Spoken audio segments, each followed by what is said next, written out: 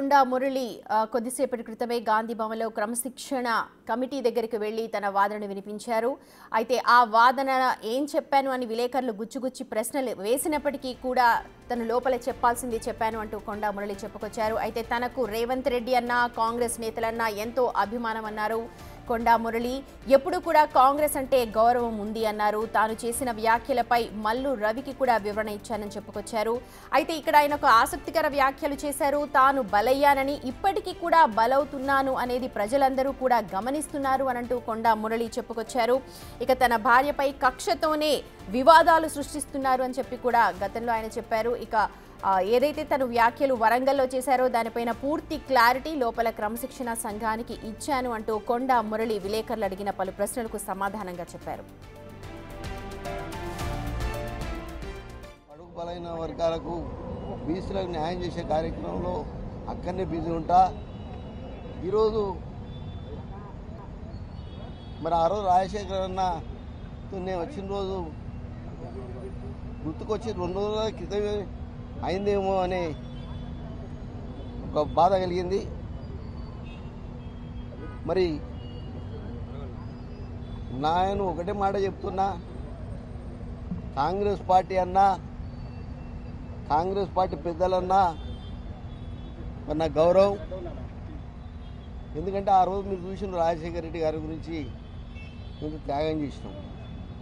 మరి ఈరోజు కూడా ఒకటే, రేవంత్ అన్న ఇలా ముఖ్యమంత్రిగా మళ్ళా ఉండాలని ఒక బీసీ నాయకుడు మరి మహేష్ కుమార్ నన్న పిసిసి అధ్యక్షుడు అయినందుకు మరి సంతోషపడుతూ ఇక్కడికి రావడం జరిగింది. నన్ను ఎవ్వరేం క్వశ్చన్లు అడగలేదు.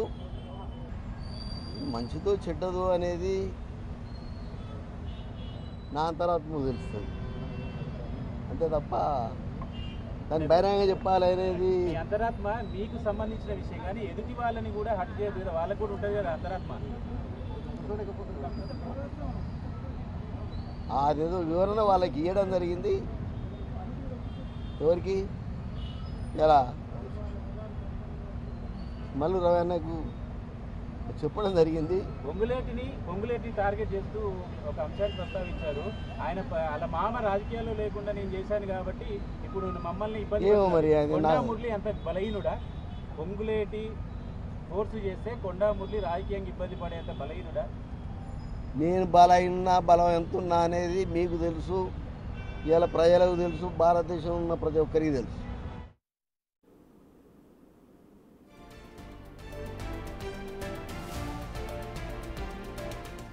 కొండా మురళి చేసిన వ్యాఖ్యలకు సంబంధించి మాట్లాడడానికి విశ్లేషించడానికి మా ప్రతినిధి హేమ ఉన్నారు, లైవ్ లో జాయిన్ అవుతున్నారు. హేమ, విలేకరులు అడిగిన ప్రశ్నకి కూడా ఆయన లోపల కమిటీలో నేను సమాధానం చెప్పాను అని చెప్పుకొచ్చారు. కానీ క్లారిటీగా ఎక్కడ కూడా ఇది మాట్లాడాను అండ్ అలాగే నేను ఎవరి గురించి నేను చెప్పదలుచుకుంది లోపల చెప్పాను, నన్ను ఎవరు కూడా క్వశ్చన్స్ అడగలేదు అన్న ధోరణి మనకు కొండా మురళి చెప్పిన మాటల్లో కనిపిస్తోంది. ఒకసారి ఓవరాల్ గా చెప్పండి.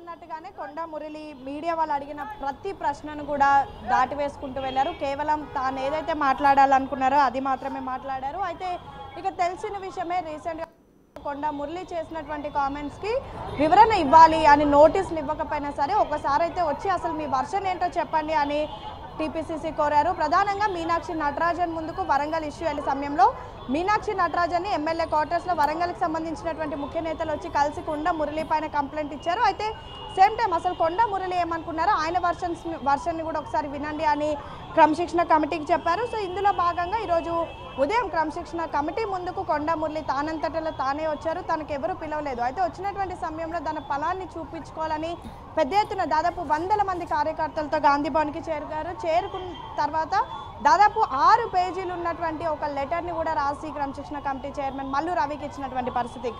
ఆ లెటర్లో అనేక అంశాలను మెన్షన్ చేశారు.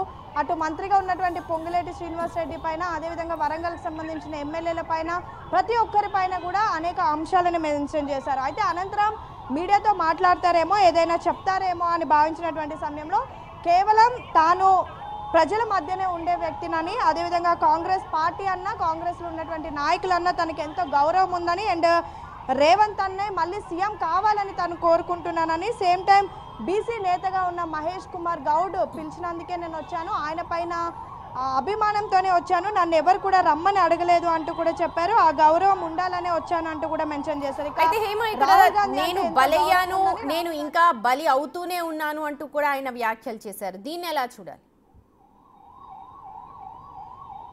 ఎస్, ఖచ్చితంగా రీసెంట్ డేస్లో వరంగల్కి సంబంధించినటువంటి నేతలు ఎప్పుడైతే తిన పైన కంప్లైంట్ ఇచ్చారో, అంటే కొండా మురళి పైన, కొండా సురేఖ పైన కంప్లైంట్ ఇచ్చారో, ఆ సమయంలో కాస్త తను అసహనానికి గురయ్యానని, ఎన్నో ఏళ్ల నుంచి రాజకీయం చేస్తున్నప్పటికీ కూడా కొత్తగా పక్క పార్టీ నుంచి వచ్చినటువంటి వాళ్ళు తన పైన విమర్శలు చేయడం, కంప్లైంట్లు ఇవ్వడం తనకి నచ్చలేదు అంటూ కూడా చెప్పడం జరిగింది. స్టిల్ ఇంకా నేను బలవుతూ వస్తున్నాను. అండ్ మోరవర్ కొండా మురళి అనే వ్యక్తి నార్మల్ పర్సన్ కాదు. కొండా మురళి అనే వ్యక్తి ఎంత స్ట్రాంగ్ లీడరో మొత్తం యావత్ దేశానికే తెలుసు. ఇప్పటికీ కూడా నా గుండెలో 4 బుల్లెట్లు ఉన్నాయి, అయినా సరే నేను ఇంకా ఫైట్ చేస్తున్నాను, చావుకి భయపడే వ్యక్తిని కాదు, ఎవరికో భయపడే వ్యక్తిని నేను కాదు అంటూ కూడా చెప్పడం జరిగింది. Same time Rahul Gandhi PM అవ్వడమే తన లక్ష్యం అని, నేను మాట్లాడింది తప్ప అంటే అసలు మరి నిజంగా రాహుల్ గాంధీ పీఎం అవ్వాలి అని మీరు అనుకుంటే కాంగ్రెస్ నేతల పైన మీరు చేసినటువంటి కామెంట్స్ తప్ప రైట్ అని అడిగినటువంటి సమయంలో నేను చేసిన కామెంట్స్ తప్పో రైటో నా అంతరాత్మకే తెలుసు, నేను అది ఎవరికి కూడా చెప్పాల్సిన అవసరం లేదు, నన్ను ఎవరు కూడా రెచ్చగొట్టకండి, నన్ను రెచ్చగొడితే ప్రతి ఒక్కరికి బలహీనున్నైతే కాదు, నేను బలమైనటువంటి నేతని అంటూ రీసెంట్ డేస్ లో బహిరంగంగా కామెంట్ చేశారు. దానిపైన అడిగినటువంటి సమయంలో నేను పక్క పార్టీ నుంచి వచ్చినటువంటి సమయంలో రాజీనామా చేసి వచ్చాను, యునానిమస్ గా ఎమ్మెల్సీగా గెలిచినటువంటి ఏకైక నేతను నేనే. సో పక్క పార్టీ నుంచి వచ్చినటువంటి కడియం శ్రీహరి రాజీనామా చేస్తారో చెయ్యరో అనేది ఆయన ఇష్టము, వాళ్ళు కూడా రాజీనామా చేయాలి అంటూ కూడా చెప్పడం జరిగింది. సాధారణంగా కాంగ్రెస్ లో అంతర్కుమ్లాటలు లేకపోతే అంతర్గతంగా విభేదాలు ఉండడం సహజంగానే కనిపిస్తూ ఉంటుంది. ఇక్కడ 6 పేజీల లేఖలో పొంగులేటికి సంబంధించి కూడా తను ప్రస్తావించినట్టుగా తెలుస్తోంది. ఒకసారి దాని గురించి మాట్లాడు. ఖచ్చితంగా పొంగులేటి శ్రీనివాస్ రెడ్డి పైన కూడా అనేక కామెంట్ చేశారు. రీసెంట్గా సేమ్ రేవంత్ క్యాబినెట్లో పొంగులేటి శ్రీనివాస్ రెడ్డి ఉన్నారు అండ్ మంత్రి కొండా సురేఖ కూడా ఉన్నారు. అయితే సుమతి మీరు అడిగినట్టుగా ఒక్కసారి పొంగులేటి శ్రీనివాస్ రెడ్డి పైన ఏం కామెంట్ చేశారనేది చూస్తే మన దగ్గర ఆల్రెడీ బిగ్ టీవీలో ఎక్స్క్లూజివ్గా లెటర్ వస్తుంది. లెటర్లో ఫస్ట్ పేజీలోనే సామాజిక న్యాయం చేయాలన్న నా ప్రయత్నంలో భాగంగా ఈ ప్రక్రియతో తాను సీట్ని కోల్పోయానని అప్పటి కాంగ్రెస్ సీనియర్ నేత రామసహాయం సురేందర్ రెడ్డి అందుకు నేనే కారణమని చెబుతూ రాజకీయాల నుంచి నన్ను బయటికి వెళ్ళిన పరిస్థితి ఉన్నది. అయితే నేడు ఆయన అల్లుడైనటువంటి పొంగులేటి శ్రీనివాస్ రెడ్డి వరంగల్ జిల్లా ఇన్ఛార్జి మంత్రిగా ఉండి నా సతీమణి శ్రీమతి కొండా సురేఖ మీద కక్షపూరితంగా వ్యవహరిస్తున్నట్లు కనిపిస్తుంది. అదే కోపంతో ఆయన ఉన్నట్టుగా కూడా తాజా పరిణామాలు కనిపిస్తున్నాయి అంటూ సెన్సేషనల్ కామెంట్ చేశారు.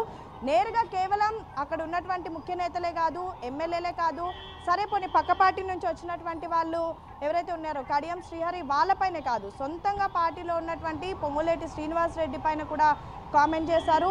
సేమ్ టైం మంత్రి సీతక్కతో తనకు ఎటువంటి డిస్ప్యూట్స్ లేవని, సీతక్కతో అయితే బాగానే ఉన్నాను అంటూ కూడా మెన్షన్ చేశారు. సో మొత్తానికైతే కొండా మురళి టాపిక్ ప్రస్తుతం హాట్ టాపిక్గా మారింది. ఆల్రెడీ రాహుల్ గాంధీ బర్త్డే రోజు ఒక కార్యక్రమంలో వరంగల్ ముఖ్య నేతలందరిపైన బహిరంగంగా కామెంట్ చేశారు. దానికి సంబంధించినటువంటి అంశం చర్చనీయాంశంగా మారింది.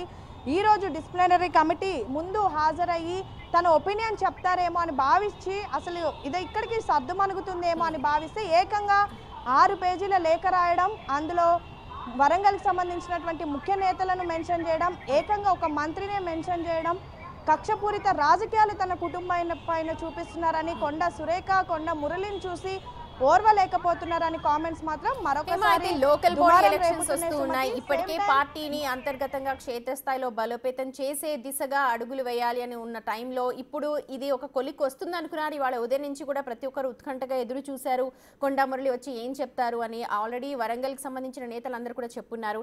ఏమన్నా ఒక సొల్యూషన్ వస్తుందా? వస్తే ఎప్పట్లోగా వచ్చే అవకాశం ఉంది? క్రమశిక్షణ కమిటీ దీని మీద ఏమన్నా మాట్లాడుతుందా? ఖచ్చితంగా మీరు అన్నట్టుగా ఒకవైపు స్థానిక ఎన్నికలే లక్ష్యంగా, అంటే పార్టీ గుర్తు మీద చెరకకపోయినా సరే ఈ ఎలక్షన్స్ని చాలా సవాల్గా తీసుకున్నారు. మీనాక్షి నటరాజన్ వ్యవహారాల ఇన్ఛార్జ్గా నియమితులైన తర్వాత మొదటిసారిగా వస్తున్నటువంటి ఎన్నికలు. సో స్థానిక ఎన్నికలు ఎలాగైనా గెలవాలి, పార్టీని ప్రభుత్వాన్ని కలుపుకుంటూ పోయి కృషి చేసి ప్రతి ఒక్కరు కూడా స్థానిక ఎన్నికల్లో పనిచేయాలని ఒకవైపు కృషి చేస్తుంటే, మరొక వైపు సొంత పార్టీ నేతలే, అది కూడా వరంగల్ లాంటి మెట్రోపాలిటన్ సిటీలో ఇలాంటి కామెంట్ చేయడం, సీనియర్ నేతలుగా ఉన్నటువంటి కొండ మురళి, కొండ దంపతులు కామెంట్ చేయడం, మోరోవర్ ఈ ఇష్యూ దాదాపు 10 రోజుల నుంచి కొనసాగుతుంది. ఏదో ఒక రోజు క్రమశిక్షణ కమిటీ పిలుస్తుంది, వచ్చి వివరణ ఇస్తారు అని పెద్ద ఎత్తున కోరినటువంటి సమయంలో ఇక్కడికి వచ్చి కూడా 6 పేజీల లెటర్ రాయడం, అందులో విమర్శలు చూపించడం, తర్వాత మీడియాతో కొండ మురళి మాట్లాడడం మరొకసారి చర్చనీయాంశంగా మారింది. ప్రస్తుతం దీనిపైన మల్లు రవి భేటీ అవ్వనున్నారు ఇన్ఛార్జ్ మీనాక్షి టీపీసీసీతో. మరి ఎలాంటి నిర్ణయం తీసుకోబోతున్నారు అనేది మాత్రం వేచి చూడాలి.